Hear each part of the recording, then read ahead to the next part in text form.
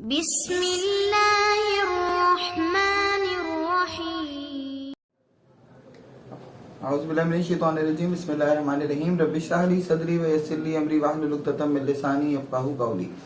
Assalamu alaikum my dear students, and as you have seen my previous videos, and I have uploaded many videos about different topics, and I usually upload my class recording also, but class recording is something different and teaching directly is of course a little different.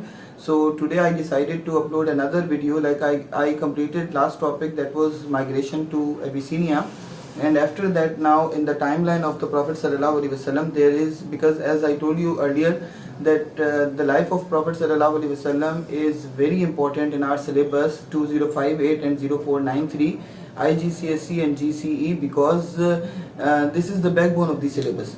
So right now I am going to another topic after the migration to Abyssinia. This is visit to Taif. As you can see, this is the question number 3, 4 and 5 from in paper in your paper 1 IGCSE and GCE in both of the papers, right? So but there could be 2 questions also, so it can be compulsory. So this is the most important question from Makki life. So let's go through with the event of Taif with the marking scheme, that what marking scheme is requiring us to write in this answer, right? So at the first place we should know that which 2 people were there in this whole journey. That was the journey in which Prophet Sallallahu Alaihi Wasallam himself was there, and Hazrat Zaid bin Harsa. I hope you know who was Zaid bin Harsa, because Zaid bin Harsa was actually Prophet Sallallahu Alaihi Wasallam's freed slave, and he was adopted son of Prophet Sallallahu Alaihi Wasallam. Many times the biography of Zaid bin Harsa also come in the exam, and you have to write the proper answer, proper details of Zaid bin Harsa and his services in the life of the Prophet Sallallahu Alaihi Wasallam. So as per the earlier services, this is also one of the service of Zaid bin Harsa in the life of the Prophet ﷺ. If the figure of Zaid bin Harsa come in the exam, you can also write it. So write the event of Taif. So Prophet ﷺ, when he was totally disappointed from the behavior of the Quraysh, and when he was unable after the boycott of Hashemites, when he was disappointed after the persecution and opposition, when he was disappointed and he was feeling disregarded, so Hazrat Khadija radiallahu ta'ala anha also passed away in Amul Huzn, year of grief, and Hazrat Abu Talib also passed away. So that was the most crucial time in the life of the Prophet Sallallahu Alaihi Wasallam. Now Prophet Sallallahu Alaihi Wasallam thought to visit some other place where he could spread Islam also, and where he could live with the Muslims peacefully. So Taif was just a nearby city of Makkah, and there were the temple of Taif was very famous, and because that was the temple of Allah, that was one of the idol Allah which was kept in Kaaba also. This was a similarity between Makkans and the people of Taif, that they had the same idol for the worshipping, that was Allah. So the temple of Allah was very famous there, and there were 3 brothers who were the guardians of this temple. Their name was Abdiyale, Masood and Habib. These 3 brothers were the temple guardian, but they were already informed by the Quraysh about the Prophet Sallallahu Alaihi Wasallam's move, so they were already ready, and they gathered a mob against the Prophet Sallallahu Alaihi Wasallam. When Prophet Sallallahu Alaihi Wasallam visited them and he wanted to see them, they refused to see even the Prophet Sallallahu Alaihi Wasallam. They refused to negotiate with the Prophet Sallallahu Alaihi Wasallam, and instead of listening to him, they gathered a mob and they asked them to chase Prophet Sallallahu Alaihi Wasallam, and they did not leave Prophet Sallallahu Alaihi Wasallam from the city of Taif peacefully. And they started chasing him. They dragged him in the streets of the Taif, and they stoned him, and they tortured him in a very bad way.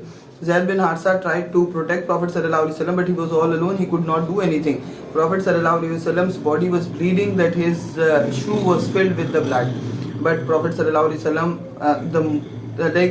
the pain, physical pain was of course there, but you could just imagine the pain, the you could say that like the emotional pain he was feeling that time, that was crucial for him, because that was the disrespect and humiliation which was done to him.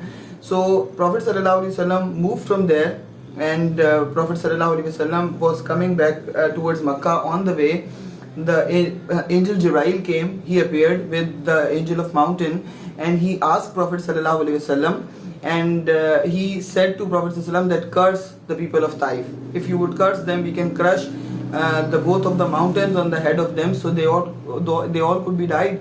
But Prophet sallallahu alaihi wasallam did not curse them. Instead, Prophet sallallahu alaihi wasallam prayed for their right path, and Prophet sallallahu alaihi wasallam prayed from Allah that may Allah show them the right path. And later on, you will see, inshallah, in the timeline that Prophet sallallahu alaihi wasallam, this prayer was acceptable by Allah. So Prophet sallallahu alaihi wasallam did not curse them. Anyhow, Prophet sallallahu alaihi wasallam moved from there, and he moved towards a garden that Prophet sallallahu alaihi wasallam with Zaid bin Harsa was resting under in this garden, and in that garden belonged to two brothers, Utbah and Sheba. They are not the same Utbah Sheba who were in Makkah, right? They are different. So Utbah and Sheba, they both were the brothers. When they saw Prophet sallallahu alaihi wasallam and Zaid bin Harsa in this condition, on the humanity grounds, they sent their slave named Addas towards Prophet sallallahu alaihi wasallam with a bunch of grapes. And when Addas went there and he saw Prophet sallallahu alaihi wasallam was eating those grapes with the Bismillah, with Tasmiyah, means with the name of Allah. When Addas heard this, he never heard this before, because people were idol worshippers around in Makkah and in Taif also. So he was surprised, and he asked Prophet sallallahu alaihi wasallam that, do you know about Yunus alayhi salam? So Prophet sallallahu alaihi wasallam answered him, yes, he is my brother. I hope you all know what is the meaning of my brother, because in the lineage of prophethood he was brother of Prophet sallallahu alaihi wasallam. So Addas accepted Islam, and after that Prophet sallallahu alaihi wasallam, from this garden, Prophet sallallahu alaihi wasallam moved towards a place which is called Nakhla.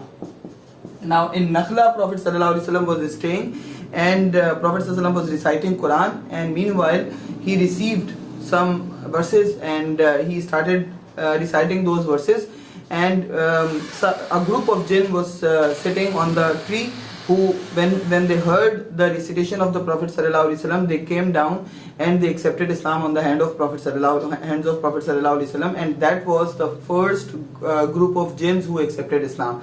Means now Islam had been entered into the like families and tribes of jinns also. So Prophet sallallahu alaihi wasallam,